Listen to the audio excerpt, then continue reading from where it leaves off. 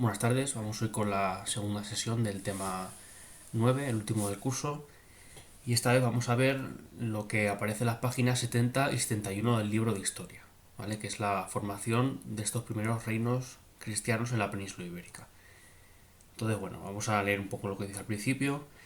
Claro, dice que los musulmanes que entraron a la península en el siglo VIII, en 711, os recuerdo, se habían asentado principalmente en la costa levantina, es decir, en el este peninsular y en los valles del Guadalquivir y del Ebro. En los territorios del norte, protegidos por la cordillera Cantábrica y los Pirineos, surgen los primeros núcleos de resistencia, desde los que los cristianos luchan por asegurar sus posiciones. Posteriormente, inicia una fase de expansión. Esto es lo que se conoce, o lo que se conocía hasta hace no muchos años como la Reconquista. ¿Vale? Entonces, va a empezar desde el norte, como os digo, sobre todo en esas dos zonas montañosas, y lo que es la reconquista, que ahora se le llama más bien repoblación, ¿no? O expansión, como dice aquí, va a ser sobre todo desde el noroeste. Bueno, pues en la página 70 aparece un mapa en el que vuelve a pecar el libro de lo que le he criticado en otras ocasiones, ¿no? Que aparece aquí un mapa muy condensado, es decir, nos está hablando de los siglos octavo al décimo, o sea, prácticamente aquí 200 años, y lo quiere sintetizar todo en un mapa, ¿no? Aunque luego nos pone aquí que estos núcleos cristianos son a principios del siglo X, ¿vale? Está bien esa referencia, pero visto así parece extraño, ¿no? Porque, no sé, parece como si hubieran surgido aquí como setas, ¿no? Estos nuevos reinos y territorios. Y es verdad que nos ofrece alguna explicación por cada uno de ellos, pero bueno, vamos a intentar explicarlo un poquito más. Bueno, pues empezamos por el reino de Asturias.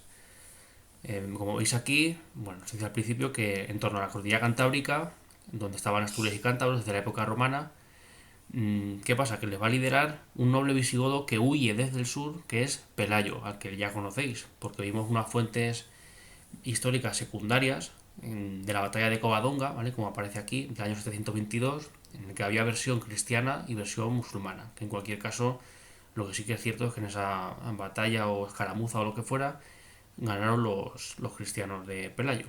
Ya después de él, sus sucesores fueron reyes del nuevo reino de Asturias.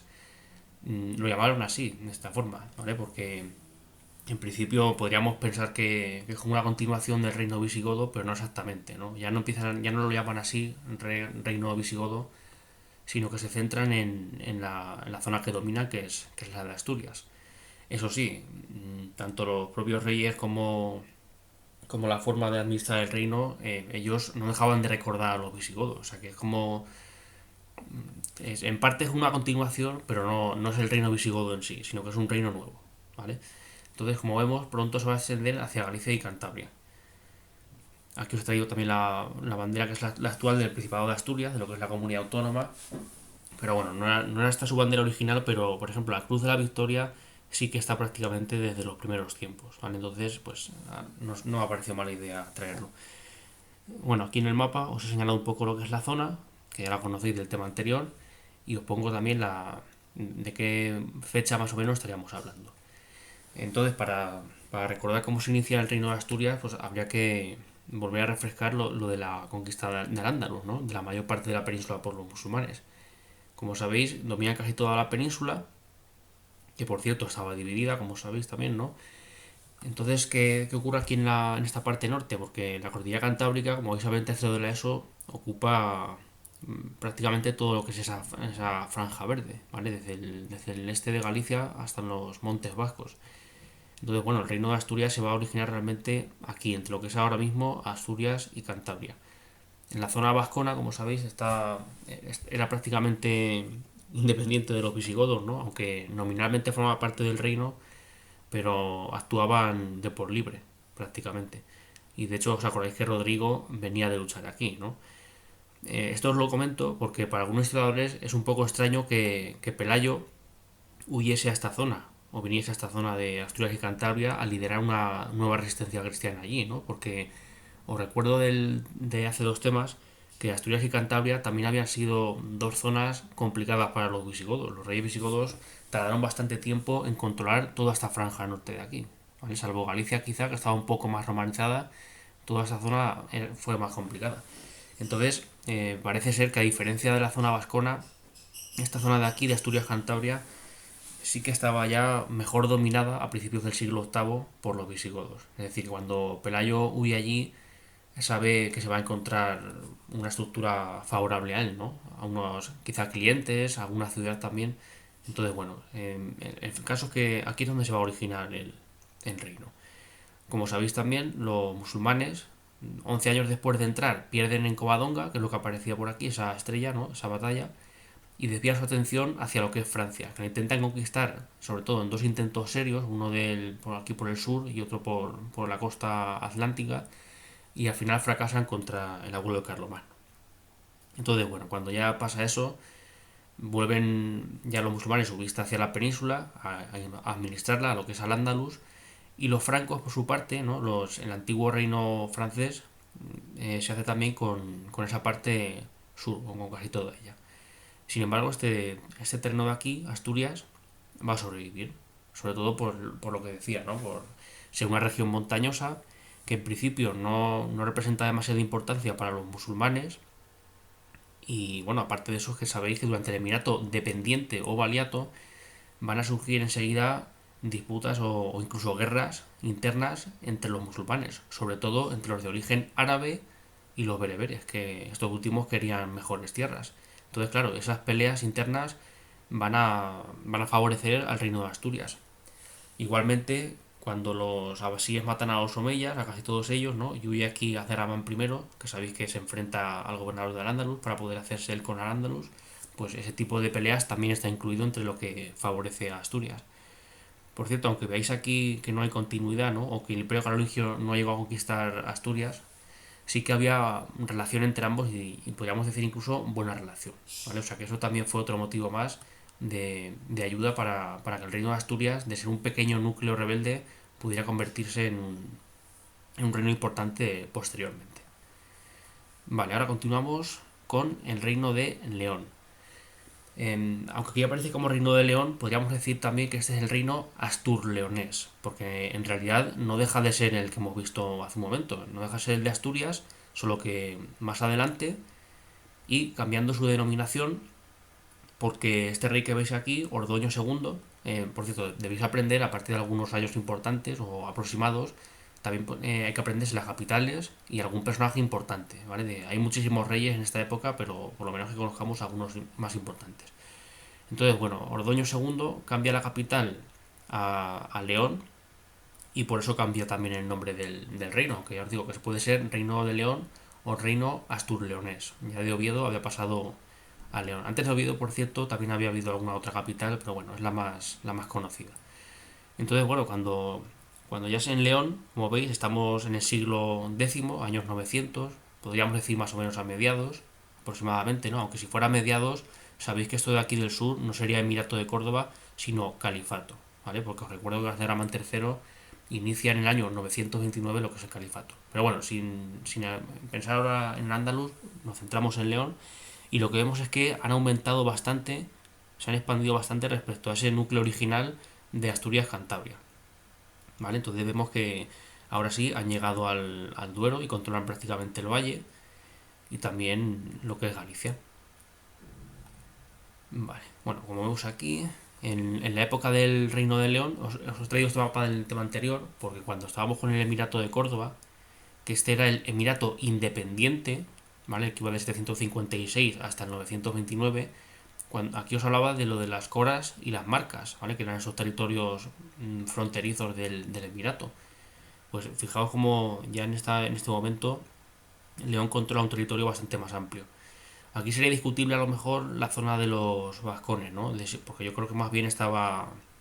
El dominio más bien era quizá carolingio o incluso algo autónomo y no tanto de León, pero el resto sí que estaba prácticamente controlado por ellos. Por cierto, el reino de León, incluso el de Asturias desde bien temprano, prácticamente desde los 100 años de su fundación, se va a beneficiar mucho, ahora que hablábamos de Galicia también, del Camino de Santiago. De eso hablaremos más adelante en el vídeo del arte románico, porque va a tener que ver mucho con eso. Pero esa peregrinación va a abrir el reino astur-leonés a Europa y eso le va a permitir crecer, ¿vale? Porque va a haber más comercio, más contactos con el resto de Europa y eso le va a beneficiar. Bueno, ahora continuamos con otro territorio que es el Condado de Castilla. El Condado de Castilla, en principio, como habéis visto en el mapa anterior, forma parte del Reino de León. De hecho, más o menos el Condado de Castilla, con ese nombre, se funda en el 830 o así, ¿vale? Aproximadamente, o sea, 100 años después, ciento y pico años después de empezar el Reino de Asturias, o que luego va a ser el Reino Astur-Leonés, pues se funda también el Condado de Castilla, que como podéis imaginar, pues es como un señorío, ¿no? Un señorío feudal de lo que hemos estudiado en el vídeo anterior. Entonces, bueno, el Condado de Castilla en principio, como os digo, pertenece al Reino de León, pero va a llegar un año. Aquí os he puesto el 969, aunque hay historiadores que dicen que es un poco antes, ¿no? Pero por lo menos os pongo un año aproximado en el que sí que sabemos que ya seguro se hicieron independientes. Pues en este año sabemos que uno de los condes de Castilla, en el que había en ese momento, que era Fernán González, hace autónomo o independiza incluso en lo que es el territorio de Castilla, el condado, respecto al reino Astur-Leonés o reino de León, ¿vale? Y establece su nueva capital. Es decir, que el condado de Castilla pasa a ser como un nuevo estado. De hecho, luego la palabra condado va a desaparecer y esto va a ser un reino en el futuro, el reino de Castilla, al margen del de León. Entonces, pues por relacionarlo con el tema anterior, aunque en este caso no lo sabemos demasiado bien, pero os acordáis de lo que dijimos, ¿no? Sobre los reyes de la época feudal, que eran los primeros entre los nobles, pero no eran tampoco mucho más importantes que otros nobles, ¿no? Entonces, fijaos, un conde, es decir, otro noble, se atreve a independizarse respecto a un rey. Es decir, sus antecesores a lo mejor habían sido vasallos que habían hecho el juramento al rey de León, seguramente sería así, pero no lo podemos asegurar del todo, y luego llega él por lo que es, por la razón que sea, a lo mejor porque no lo han defendido, por ejemplo, ¿no? Podría ser, porque viendo estos años sabemos que por esa época ahí sí que es el califato de Córdoba y hay califas como Abderramán III o luego un poco posteriormente Almanzor que van a hacer ataques, van a hacer expediciones o racias, que es como se llama, expediciones militares a los territorios cristianos. Entonces, por ejemplo, una de las razones podría haber sido que los ataques a Castilla no habían sido bien defendidos por León y este vasallo del rey de León, por lo tanto, Fernán González decide hacerse independiente. ¿Vale? Esto es una posible causa que os digo, pero no lo podemos garantizar que eso fuera así. El caso es que sea independiente y esto va a ser luego un nuevo reino. Eso sí, con el tiempo, al cabo de unos... no llega a 300 años, finalmente se unirán los dos reinos y ya se formará lo que es la corona de Castilla, que es lo que vais a ver en cuarto, pero durante un tiempo, en tercero, perdón, pero durante un tiempo va a ser un reino, como os digo. Aquí, por ejemplo, este otro mapa, que este sí que es del Califato de Córdoba, ¿vale? Que por eso os decía que cuando vayamos viendo las distintas fechas, tenemos que acordarnos siempre más o menos de qué ocurre, qué situación había en el Andaluz, para más o menos comprender las causas. Entonces, cuando aquí ya aparecía Castilla, aparte de otros territorios que vamos a ver ahora, y aparece Castilla ya separado de León, ¿vale? O sea que podríamos pensar que esto es incluso a finales del siglo X, como estaba diciendo, ¿no? Poco antes del año 1000 o sobre el año 1000, con esas expediciones que hemos dicho de Abderramán, Almanzor, etcétera. Continuamos. Ahora retrocedemos otra vez en el tiempo. Vamos hasta el año 795. O sea, ya han pasado tiempo desde la conquista islámica de la mayor parte de la península y en esta época es cuando va a estar en el reino franco, ¿quién? Carlomagno, como ya sabéis, ¿vale? Que en el año 800 fue coronado emperador por el Papa de entonces.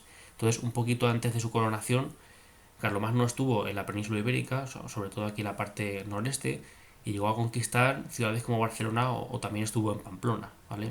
También lo intentó con Zaragoza, pero no lo consiguió, que fue uno de sus mayores fracasos. Y luego, al volver a Francia, porque tenía problemas en la frontera con los sajones, pues la retaguardia de su ejército fue masacrada más o menos en este paso de por aquí, de los Pirineos, que se llama Roncesvalles, seguramente os suene.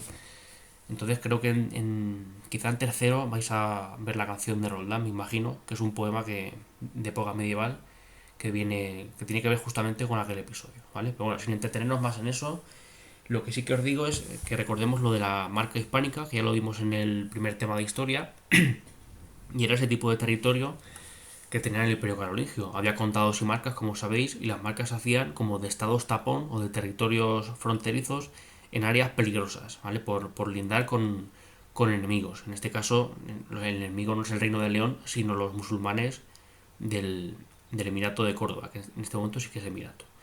¿Qué va a pasar? Que de esta marca hispánica, cuando los reyes carolingios empiecen a perder poder, sabéis que en el 843 los nietos de Carlomagno se dividen el imperio, ¿no? En el Tratado de Verdún. Pues aprovechando esa debilidad de los carolingios, esas divisiones que van a empezar a tener aquí en la península, al otro lado de los Pirineos, ¿no? Respecto a Francia, pues poco a poco van a empezar a surgir territorios que habían sido a lo mejor anteriormente carolingios, pero poco a poco se van a hacer autónomos, independientes, aproximadamente, ¿vale? Ahí lo tenéis, ¿no? Lo de los Pirineos, lo de la famosa marca hispánica, que debería poner aquí el nombre y no lo pone. Y bueno, aparte de eso, antes de ir con los territorios, lo que nos dice aquí también, ¿no? La respuesta de los musulmanes a esta expansión cristiana fue la realización de expediciones contra los esclaves cristianos, con el fin de saquear más que los campos, bueno, los campos y las ciudades también, las pocas que había, y obtener botines. Ya lo hemos comentado antes, ¿no? Sobre todo en la época del califato, con algunos líderes de Al-Ándalus fuertes, como van a ser Abderramán III o Almanzor, pues van a hacer diversas expediciones, ¿vale? Para que no se crezcan los cristianos y, por supuesto, obtener botines, saquearlas, ¿no? Como vemos por aquí. Bueno, esto es otro mapa que tiene que ver con la marca hispánica. Esto es hacia el año 814, cuando ya muere Carlomagno y le sucede su hijo. Todavía sigue el imperio carolingio unido. Y como veis aquí en el color, esta sí que es la marca hispánica, ese territorio carolingio, ¿vale? Que es un territorio más del imperio carolingio. Entonces, como veis, se extiende más o menos desde el área del País Vasco actual, ¿no? O Navarra, Pamplona, hasta Cataluña. Entonces, de aquí es de donde luego, cuando se vaya disolviendo el imperio carolingio, ahí es donde van a surgir esos territorios que estábamos viendo. Mientras que en el resto del territorio, pues bueno, tendríamos en el año 814 el Emirato Independiente de Córdoba, ya con los omeyas de Andalus, y aquí todavía estaríamos en la etapa del Reino de Asturias, que ya se ha expandido, tiene capital en Oviedo aún, ya se ha expandido un poco, aprovechando esta zona de aquí, que a esto por cierto se le llamó a esta región algo así como el desierto del Duero, ¿no? Esto es un poco curioso porque siendo un río es raro que se llame desierto lo de alrededor, pero sí que es verdad que por razones climáticas y geográficas la cuenca del Duero no es tan fértil a nivel agrícola como por ejemplo la del Ebro, o parte de la del Ebro mejor dicho, y sobre todo la de Guadalquivir. Entonces se llamaba así por eso a esta zona y también porque estaba muy despoblada. Acordaos de que os dije de que cuando los bereberes y árabes se enfrentaron entre ellos, al final vencieron los árabes y muchos bereberes fueron expulsados. Entonces esa es una de las razones por las que el norte, o la mitad norte, no llegó a estar realmente nunca muy poblada por los musulmanes, ¿no? A excepción de la zona de Zaragoza. Entonces eso lo iban a aprovechar los asturianos para poder seguir expandiéndose tanto por Galicia como por lo que es el norte de Portugal hoy y el Valle del Duero. Bueno, ahora seguimos con Navarra. Aquí aparece como Reino de Navarra, pero en principio supuestamente se llamaba Reino de Pamplona, que era la capital. ¿Vale? Y este era. Supone que este sí que era un escudo original, como el que os he puesto antes de León, más o menos se cree que era así. Entonces nos dice aquí abajo. Un reino formado por los vascones en torno al caudillo Íñigo Arista. Este podríamos decir que fue el primer rey oficialmente de Pamplona o Navarra. Tras deshacerse de la tutela carolingia, su máximo apogeo llegó con Sancho III el Mayor, que lo vamos a ver ahora después. Bueno, yo voy a contar alguna cosa más y de aquí podemos decir que había dos familias que rivalizaron por hacerse con ese territorio, con el de Navarra.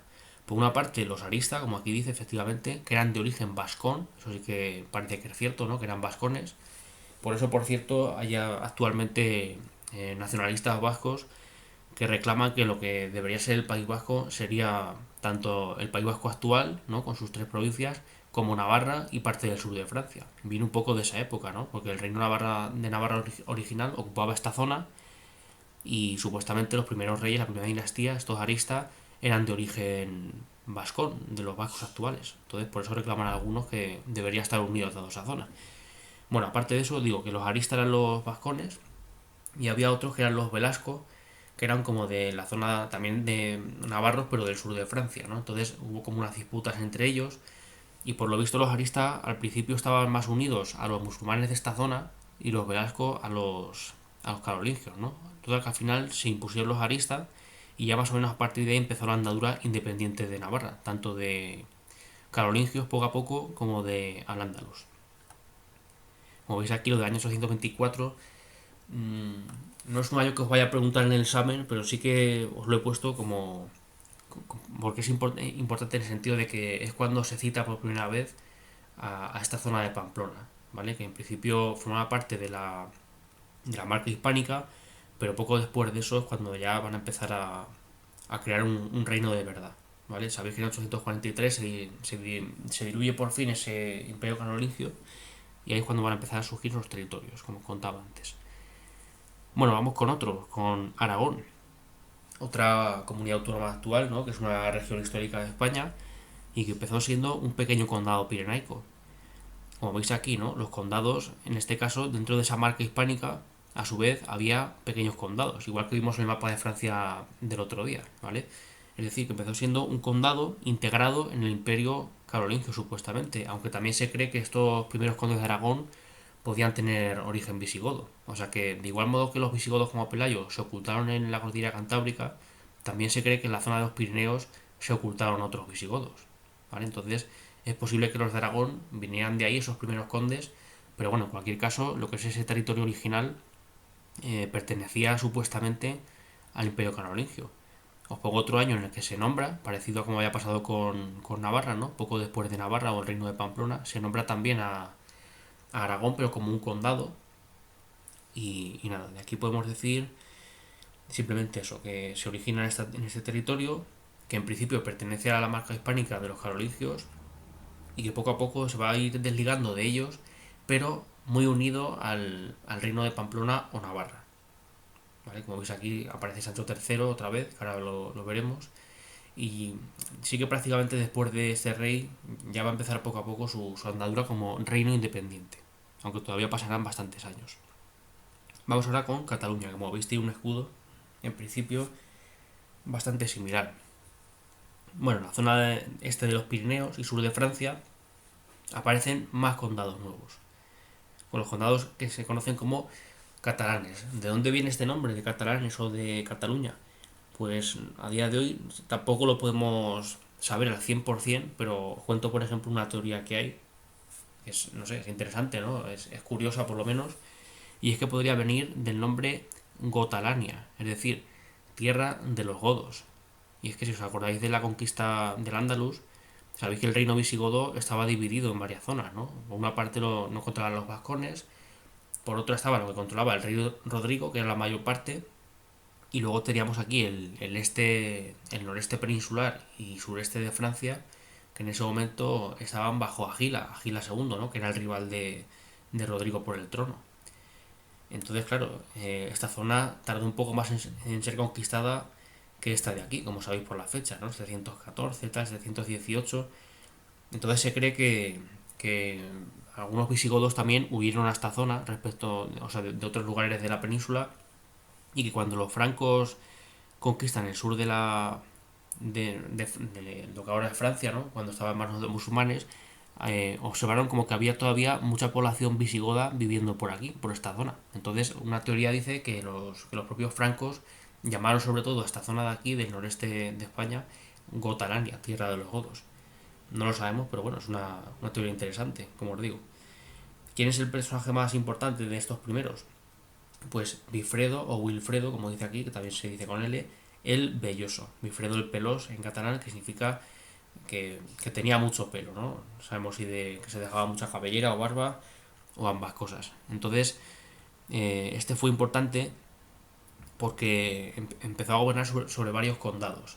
Aquí, como veis, había varios territorios, los condados catalanes en general, y él fue conde tanto de Barcelona como de algunos otros de alrededor. O sea que con él se va a originar realmente, por primera vez va a estar bajo un solo hombre, una buena parte de lo que luego va a ser Cataluña, como os digo.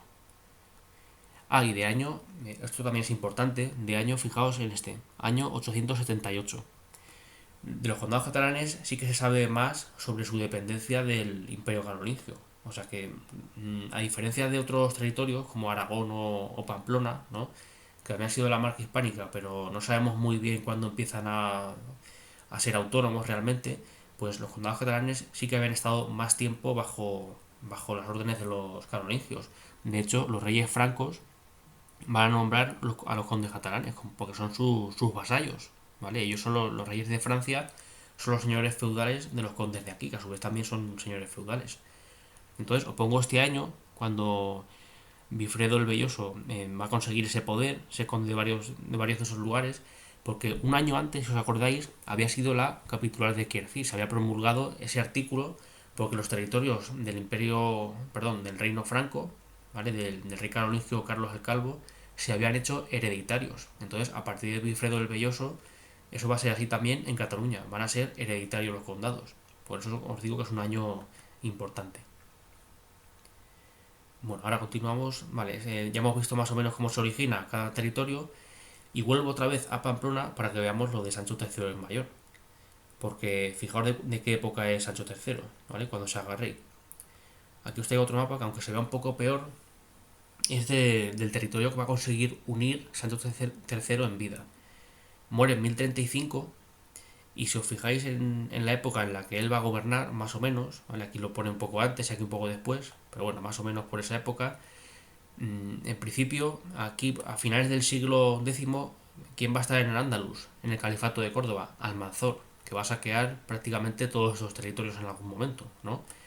Pero hacia el año 1000 muere, poco después del año 1000 muere, y sus hijos, como sabéis, de Almanzor no van a conseguir mantener ese poder, ni el califa Isam tampoco.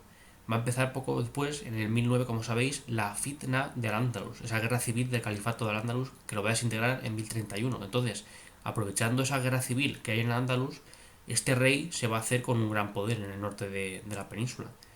Como veis, aparte de su núcleo original, de lo que es Pamplona o Navarra, se va a hacer con el condado de Castilla, y para eso va incluso a conseguir derrotar al reino de León, que supone que era más fuerte, y también va a conquistar o hacerse por alianzas matrimoniales o políticas. Se va a hacer también con Aragón y otros condados similares a Aragón en aquel momento, como eran Sobrarbe y Ribagorza, que ahora pertenecen a Aragón también, ¿vale? Pero en su momento eran otros condados que llegaron a ser más o menos autónomos.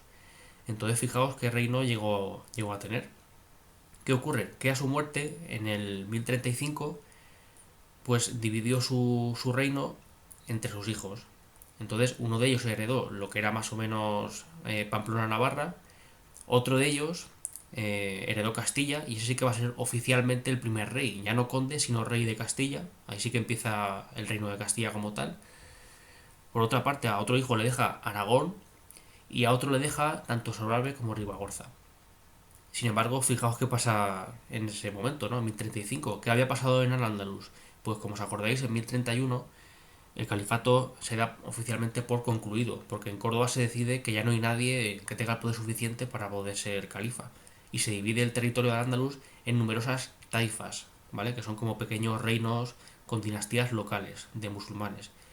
Entonces, cuando se divide el reino de Sancho III, pues fijaos cómo está también el Andalus, muy dividido, incluso más todavía.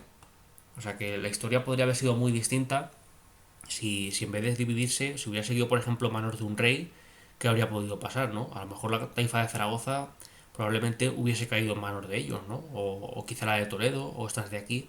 O sea que la historia de España podría haber sido diferente según lo que hubiese ocurrido. A lo mejor a día de hoy, en esta parte de Cataluña o Valencia, en vez de hablarse catalán, quién sabe si habría influencia navarra o vasca, ¿no? O castellana. No lo podemos saber, ¿no? Esto es, como dice un profesor mío, historia ficción. Pero bueno, esto es para que veamos que hay momentos en la historia que son decisivos. En este caso, este rey decidió dividirlo, su reino, entre sus hijos, y eso es lo que hizo, en mi opinión, creo yo por lo menos, y es que la reconquista o esa expansión hacia el sur, ¿no? Esa conquista del territorio islámico, fuese más lenta, más individual, en vez de ir todos a una. Pero bueno, eso ya os digo que es una opinión. Así que fijaos en este momento, en 1035, a mediados del siglo XI, qué división hay en la península en cuanto a territorios. Hay tanto territorios autónomos musulmanes o independientes y territorios cristianos que también lo son. Bueno, y ahora seguimos con la 71, ya para terminar, en el que nos habla un poco de sociedad y economía, muy brevemente, de estos primeros reinos cristianos peninsulares. Bueno, como vemos aquí, dice, se organizaba siguiendo el sistema feudal dominante en Europa, pero con alguna peculiaridad. Yo esto os diría que hay muchos historiadores que no estarían de acuerdo con esto, ¿no?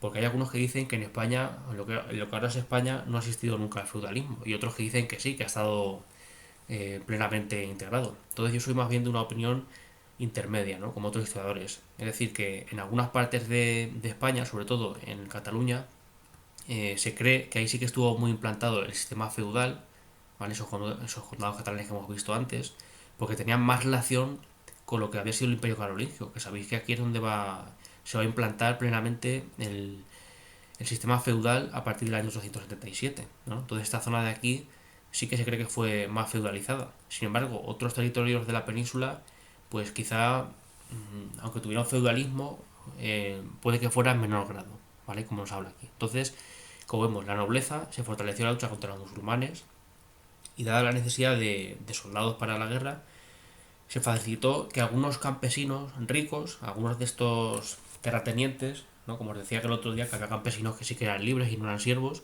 pues que se convirtieran en nobles también, ¿vale? Porque con esa riqueza podían permitirse tener armas y caballos, como vimos en el vídeo anterior. Y quizás más que esto por ejemplo me parece más creíble, ¿no? Lo que en las zonas de frontera hubo algunos campesinos que no, o muchos, que no trabajaban en señoríos, a diferencia de otras como Galicia, donde sí. Como vimos el otro día en el feudalismo, muchos campesinos se convertían en siervos al ponerse bajo la protección de un señor feudal. La protección, claro, para estar a salvo de invasiones, como sabéis, ¿no? De los vikingos, húngaros o, por ejemplo, en el caso de la península, pues de las expediciones musulmanas, ¿no? O incluso de las vikingas que también llegó a haber aquí en la península. Entonces en Galicia es lógico que hubiera más señoríos feudales. O sea, por ejemplo, ahí sí que se reconoce que hubo. Mientras que en otras, como en lo que era el desierto del Duero que os digo, esa zona estaba mucho más expuesta a los ataques de los musulmanes, como por ejemplo Abderramán III o Almanzor, y por eso, bueno, aunque se situaron ahí nuevos vasallos del Reino de León o de los condes de Castilla, Pamplona, etcétera, pues sí que tenían más libertad que otro tipo de siervos, como por ejemplo los que había en Francia o Cataluña. ¿Vale? O sea que eso sí que más o menos se cree que fue así. Aún así ya os digo que es un tema polémico y que se sigue investigando.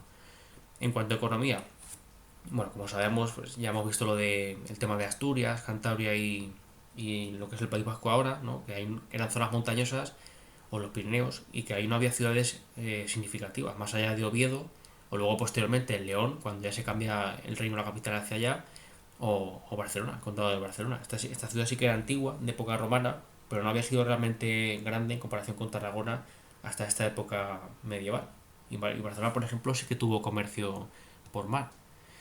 Bueno, como vemos también, la economía lógicamente era de subsistencia, como ya hemos dicho anteriormente, ¿no? Sobre la Edad Media, y se va a basar lógicamente en agricultura y ganadería, de una forma rudimentaria, ¿no? Por ejemplo, comparado con Al-Ándalus, pues no tenían tal dominio del regadío, aunque sí que posteriormente se van a beneficiar de alguna medida como el arado de vertedera que vimos el otro día.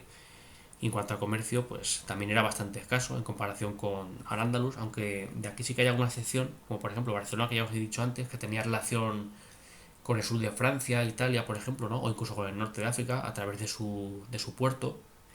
Y en el caso de León, pues tanto León como en general el reino astur-leonés se va a beneficiar del camino de Santiago, como os he dicho, ¿vale? Que lo veremos en la época románica, así en el arte románico, mejor dicho. Así que aunque el comercio no era lo más habitual o no era tan fuerte como en el caso del Andaluz, sí que había algunas regiones, algunas zonas que sí que lo tenían. En cuanto al arte, nos habla aquí de que esos primeros núcleos cristianos empiezan a centrar su actividad en los monasterios, ¿vale? Destacando algunos de estos, por ejemplo el de Ripoll, que ahí, si no me equivoco, creo que ahí hizo algunas intervenciones Bifredo del Belloso, ¿vale? Eso sería una fuente primaria también sobre él. Y claro, como vemos aquí, en los monasterios era donde se conservaba la cultura de aquel momento, ¿no? Se copiaban los libros, etcétera. Y bueno, aparte de eso, en cuanto a lo que son los estilos artísticos, pues aunque aquí lo hice muy brevemente, pues vamos a verlo, por lo menos ver alguna imagen más para entender un poco mejor estos estilos artísticos, ¿vale? Que son el asturiano y el mozárabe. Atención a este nombre que nos pone aquí, nuestra palabra, prerrománico, asturiano. Y es que, claro, en el libro en este caso, lo que aquí nos sugiere es que el arte asturiano, que a su vez deriva del visigodo, va a ser como un precedente del arte románico que vamos a ver en la próxima sesión, ¿vale? Entonces, bueno, vamos a ver, aquí tenéis algunos elementos de cada tipo de estilo.